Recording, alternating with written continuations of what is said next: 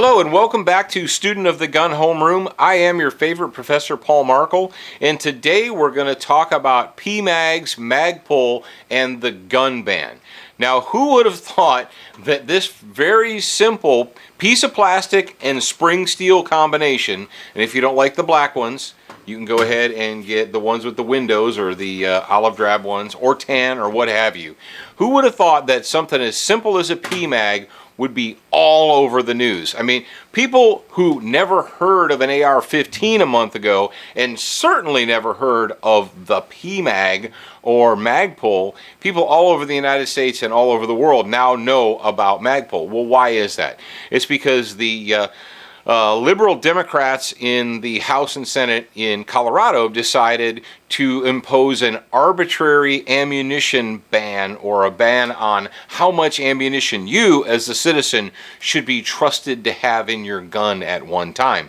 And if it gets signed into law, MagPul has said, MagPul's in Colorado, that we're going to take all of our many jobs. They employ hundreds of people in their facility. And they don't just make PMAGs, they make stocks and all kinds of accessories.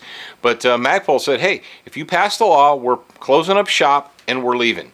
And of course that's got the big media and the liberal Democrats are all on Twitter, and they're like, oh, you can't just, you're not allowed to take your jobs and go somewhere else. And I think everybody out in the audience right there will applaud MagPul for doing that. There are a lot of companies in the last week, 2 weeks, 3 weeks, 4 weeks that have come on board, firearms manufacturers that have said, look, if your state passes a law saying that the citizen is not allowed to own X, whatever it is, whether it's an AR, whether it's a magazine that holds more than whatever arbitrary amount. I mean, it's this magazine count thing has become, it's gone from the ridiculous to the sublime now. It's like, oh, we can't have 10, we have to have 7 or 8 or 15 or whatever. It's ridiculous. But a lot of companies, specifically this week, Wilson Combat got on board and they put out a press release stating that they will no longer ship their products to government agencies in states that prohibit the citizens from owning that same tool. So basically, if the citizen cannot own an AR-15 that holds more than 3 rounds or 5 or 7 or 8 or whatever, then they're not going to sell them to government agencies. And a lot of other companies, Bravo Company USA is on that bandwagon, CMMG is on it right now. So a lot of big companies, medium-sized companies, and small companies as well are on the list of companies that will not sell their products in states to government agencies where citizens are not allowed to own them. And there's a little bit of a kind of a gap in our camp on that, because there's people that are still stuck in the they infected by the reasonableness disease. And I actually, and cops too. I was a cop. Listen up. I was a cop for 17 years. All right, so I know cops. I've been a cop. I know where they come from. I graduated first in my class in the academy. So haters, suck it. But a lot of cops out there are like, well, that's bull crap. And it's like, well, first of all, you have to understand that somebody like Wilson Combat or Bravo Company or MagPul or whomever, MagPul's not on the New York ban list, but they're saying that they won't sell to government agencies in that state. They're not saying that you as a citizen can't purchase it. Let's say you're a police officer in the state of New York. They're not saying, hey, you as a citizen and or a police officer in the state of New York can't buy it as an individual. They're saying that they won't sell them to government agencies that happen to be spending your tax money to purchase the equipment while telling you you can't own it. Is that not irony? They're saying, hey citizen, you can't be trusted with those big, mean, nasty PMAGs. We can't allow you to have those. Oh, but we're going to take your tax money and we're going to buy a whole bunch of them and we're going to give them to government officials. What? That's kind of crazy in my book.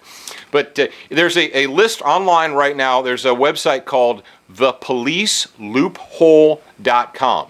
If you go there, they have an entire list of firearms manufacturers, accessory manufacturers, ammo manufacturers that are on the list that have said, hey, if the citizen can't own it, then the civil servant, we're not going to sell it to them either. We have to be fair across the board. Now, we're not talking about citizens owning M1 Abrams tanks or F-16 jets. We're talking about small arms. We're talking about an arbitrary amount of ammunition that can go in your magazine or not. And for those of you who have friends that are on the, well, cops should be allowed to have it, or police need to have that, the citizens don't. And you say, okay, well, why shouldn't we limit police officers to, say, 10 rounds in their guns? Well, because they need it. You don't want them to be outgunned by criminals, do you?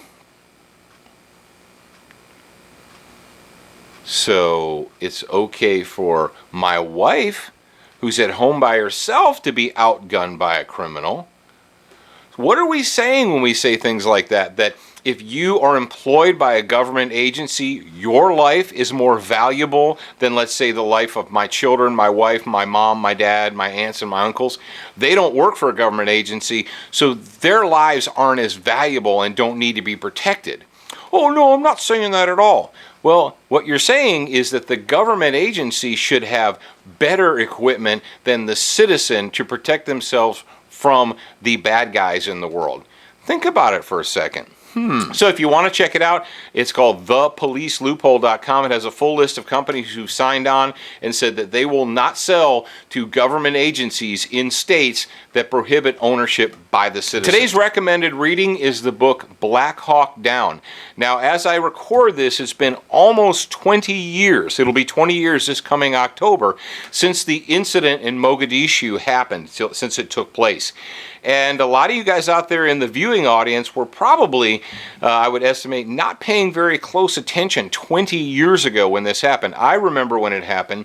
I had just gotten out of the Marine Corps active duty, and I was disgusted by how our government basically hung those guys out to dry. But rather than take my word for it, you should go ahead and pick up Black Hawk Down, and I will put a link up for you. I'll put an Amazon link up for you guys. Mark Bowden is the author of that. And when you read it, don't just read it for entertainment's sake. Read it and think about how did the good guys deal with the bad guys, and how did the bad guys behave, because they were essentially insurgents, insurgent terrorist type people. So read Black Hawk Down, check it out. It's been almost 20 whole years since it happened, and a lot of you guys out there, you young puppies, might not remember it. So until next time, for all things Student of the Gun, go to studentofthegun.com.